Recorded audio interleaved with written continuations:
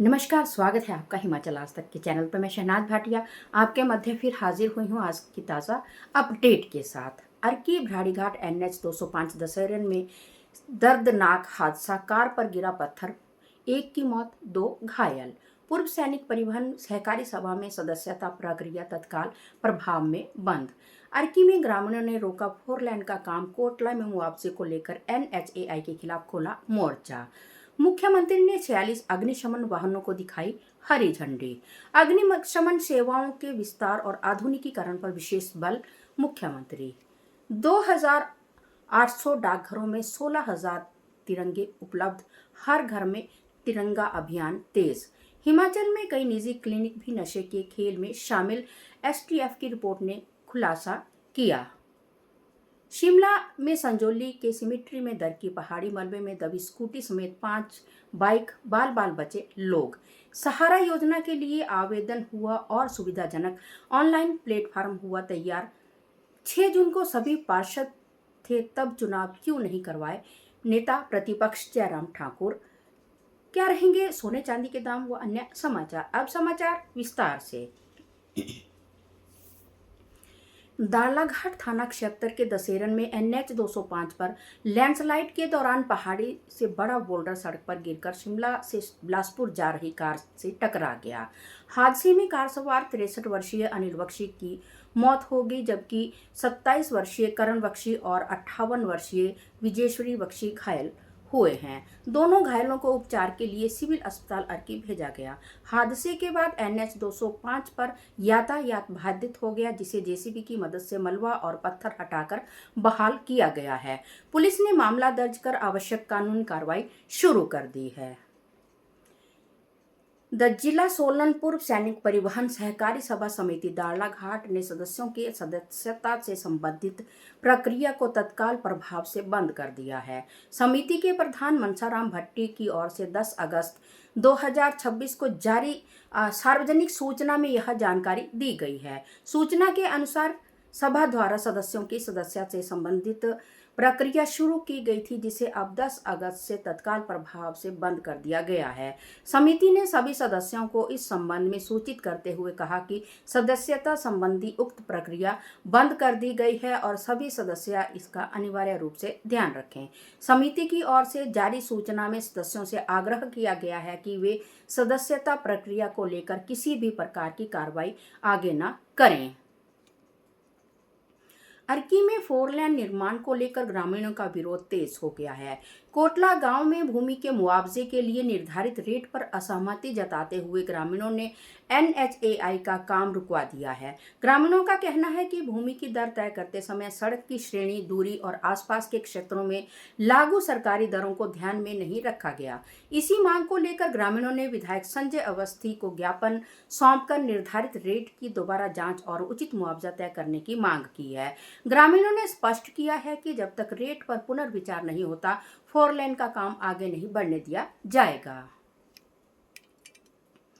मुख्यमंत्री ठाकुर सुखविंदर सिंह सुक्खू ने आज शिमला में प्रदेश के विभिन्न जिलों के लिए 46 नए त्वरित प्रतिक्रिया अग्निशमन वाहनों को हरी झंडी दिखाकर रवाना किया।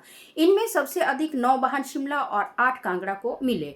मुख्यमंत्री ने कहा कि प्रदेश सरकार आपदा और आपात स्थिति में त्वरित प्रतिक्रिया सुनिश्चित करने के लिए अग्निशमन सेवाओं के विस्तार और आधुनिकीकरण पर विशेष ध्यान दे रही है। इसके लिए 65 करोड़ 33 लाख रुपए का बजट स्वीकृत किया गया है, जबकि 37 और नए अग्निशमन वाहनों की खरीद प्रक्रिया जारी है। सरकार का लक्ष्य आधुनिक उपकरणों, पर्याप्त मानव संसाधन और मजबूत आधारभूत ढांचे के माध्यम से प्रदेश की आपातकालीन प्रतिक्रिया क्षमता को और बेहतर बनाना है।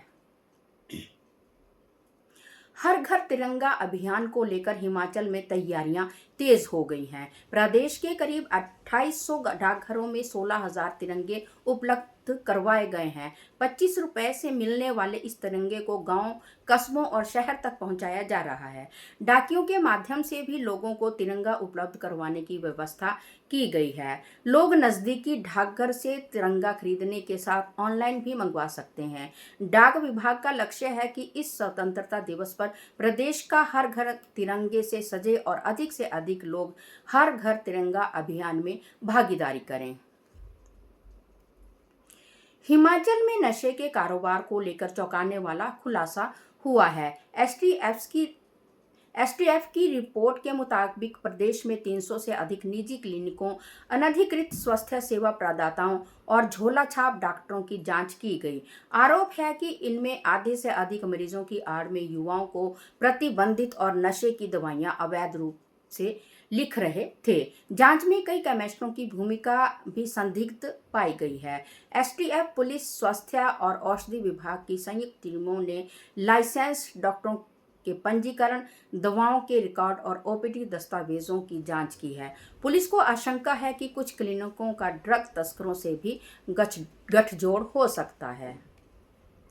शिमला के संजौली में देर रात पहाड़ी दरकने से मचा हड़कंप। सिमिट्री क्षेत्र में रात करीब 10:10 पर भारी भूस्खलन हुआ, जिसमें बड़ी मात्रा में मलबा सड़क पर आ गया। मलबे की चपेट में एक स्कूटी समेत 5 बाइक दब गई, जबकि बिजली के खंभे भी उखड़ कर सड़क पर आ गिरे। गनीमत रही कि हादसे में कोई जानी नुकसान नहीं हुआ।